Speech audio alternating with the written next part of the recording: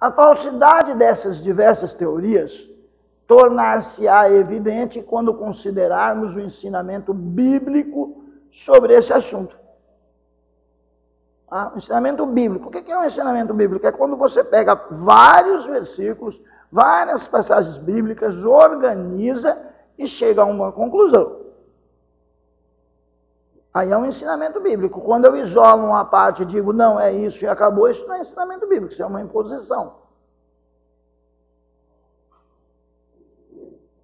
Isolar um versículo, isolar uma determinada passagem e dizer, olha, é isso e acabou, isso não é ensinamento bíblico, isso é imposição. Ensinamento bíblico é você vir ensinando no decorrer da Bíblia uma determinada doutrina, aí é ensinamento bíblico. Muitas coisas provam que a igreja foi fundada no dia de Pentecostes, em Atos 2. Lemos que havia 120 aguardando a promessa do Espírito Santo, quando o dia de Pentecostes chegou. Então tinha gente esperando. 120.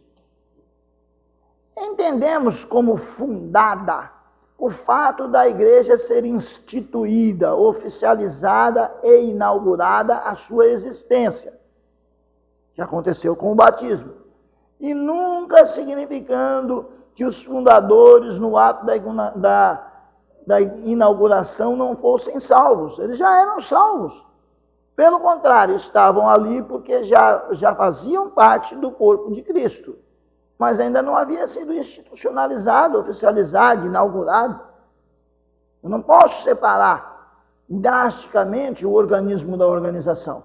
Eu tenho que saber que o organismo tem a função dele, tem a abrangência dele. A organização tem a função dela, tem a abrangência dela. Mas eu não posso separar abruptamente, porque elas estão muito ligadas. Esses primeiros 120 foram os primeiros a serem batizados com o Espírito Santo e foram oficializados como membros fundadores da igreja de Jerusalém. A igreja de Jerusalém nasceu ali, a primeira igreja. Opa, você tem que me respeitar, viu? Dá uma carteiradinha, né? Em resposta à pregação de Pedro e dos outros apóstolos, quase 3.000 receberam a palavra e foram batizados e acrescentados naquele dia. Quase 3.000. Uma igreja boa, dá para colocar um bispo lá, né? 3.000. Pouco mais tarde, essa igreja local havia aumentado para 5.000. Fica claro, por essas passagens, que os crentes agiam como uma unidade incorporada. Uma unidade.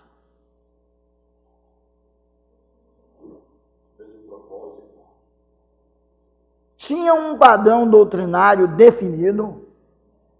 A doutrina era uma só, o padrão doutrinário. Tinham comunhão uns com os outros, crentes. Havia comunhão. Observavam as ordenanças do batismo e da Santa Ceia. Reuniam-se para o culto público e contribuíam para o sustento dos necessitados. Para isso tem que ter organização, não tem? Então, o organismo e a organização caminham juntos. Nosso próximo assunto, sobre quem ou o que é a igreja fundada.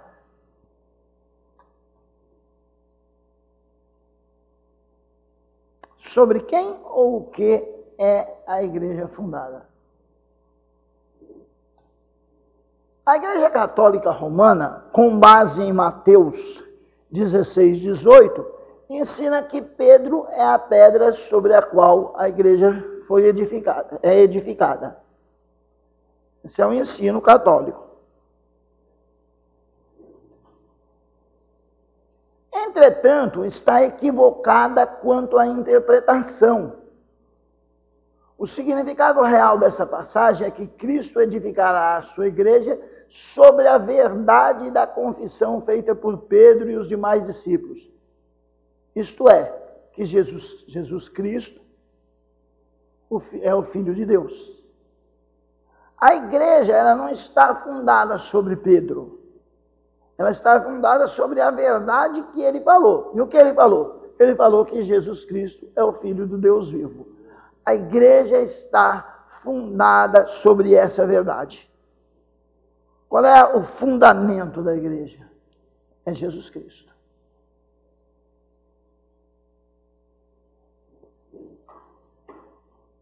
Neste texto, Jesus emprega um trocadilho. Ele chama seu discípulo de Pedro. Petrus, que significa uma pedra pequena.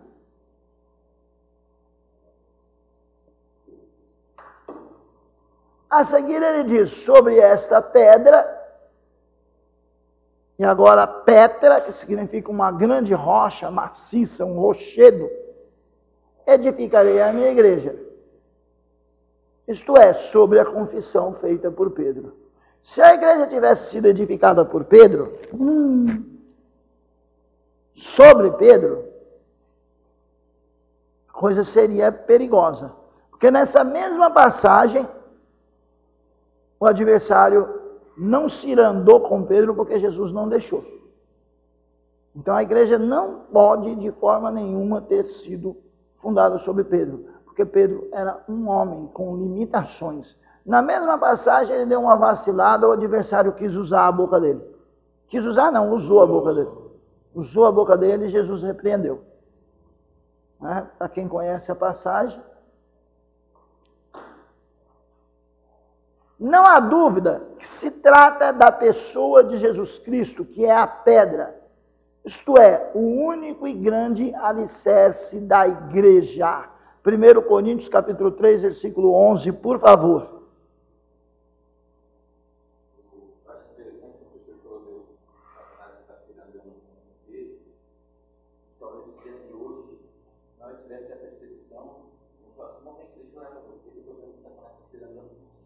Mas Jesus Cristo só falou. Tipo assim, Pedro não fica ligeiro. Não, você vai ficou na dele. Só avisou, tem que não abre o olho. Interessante, se você for falar isso, ou até mesmo pensar isso, o crente vai olhar para você. O que é isso, rapaz? Está me estranhando? Eu sou crente, rapaz. Primeiro capítulo 3, versículo 11. Porque ninguém pode lançar outro fundamento além do que foi posto, o qual é Jesus Cristo. Ninguém pode lançar outro fundamento, outra pedra, além do que já foi posto. Irmão Flávio entende dessas coisas, né, irmão Flávio? Quando vai inaugurar uma igreja, tem duas pedras fundamentais ou uma só? Tem a pedra fundamental. Uma ou duas?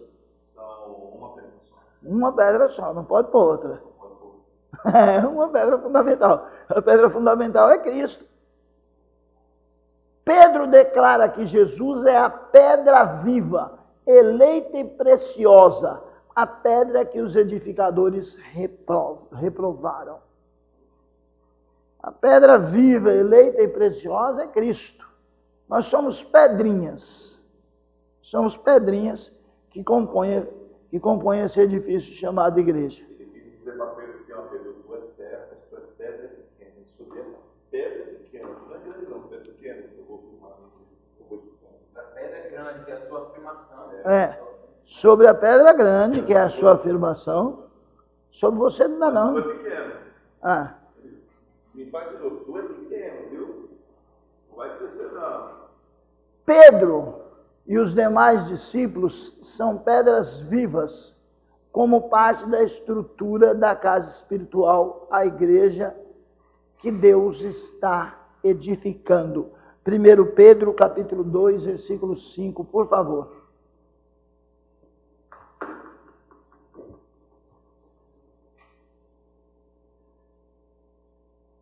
Também vós mesmos, como pedra que vive, sois edificado casa espiritual para ser sacerdócio santo, a fim de oferecer sacrifícios espirituais agradáveis a Deus, por intermédio de Jesus Cristo.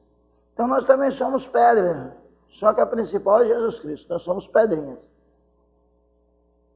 Em lugar nenhum, as Escrituras declaram que Pedro seria a autoridade suprema e infalível sobre todos os demais discípulos. Em lugar nenhum tem isso. Gálatas capítulo 2, versículo 11. Pedro ser maior do que os outros, não tem isso. Em lugar nenhum.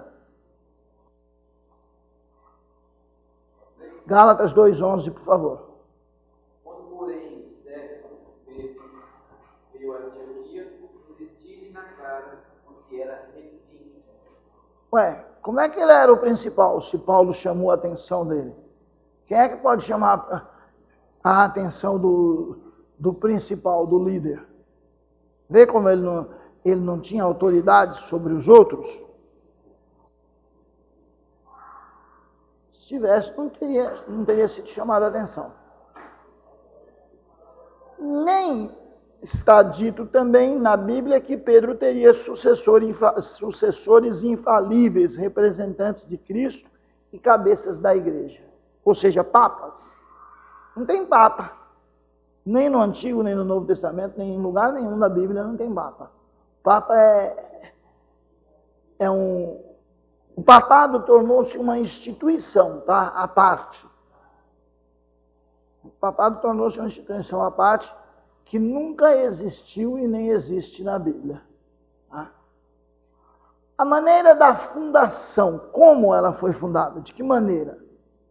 A igreja não foi fundada pelo homem, mas teve sua origem em Deus. Não foi o homem que fundou a igreja, foi Deus. Em Hebreus 12, 23, esta igreja é chamada de igreja dos primogênitos, do grego prototokon, sendo plural. Isto é, o novo nascimento e é a primeira condição na fundação da igreja. A igreja já tem parte dela lá no céu já. E nós vamos para lá também, nos unir a ela. Lê aí para nós, Hebreus 12, 23. Hebreus 12, 23. E igreja dos primogênitos, arrolados dos céus, e a Deus o juiz de todos, e aos espíritos dos justos aperfeiçoados. Já estão lá no céu. A segunda é o batismo no corpo de Cristo, produzido pelo Espírito Santo. Pois todos nós fomos batizados em um Espírito, formando um corpo, quer judeus, quer gregos, quer servos, quer livres, e todos temos bebido de um Espírito. Ou seja, todos nós fazemos parte do corpo de Cristo, por obra do Espírito Santo. Quando nós nascemos de novo, o Espírito Santo já faz com que nós passemos a fazer parte do corpo de Cristo. Características.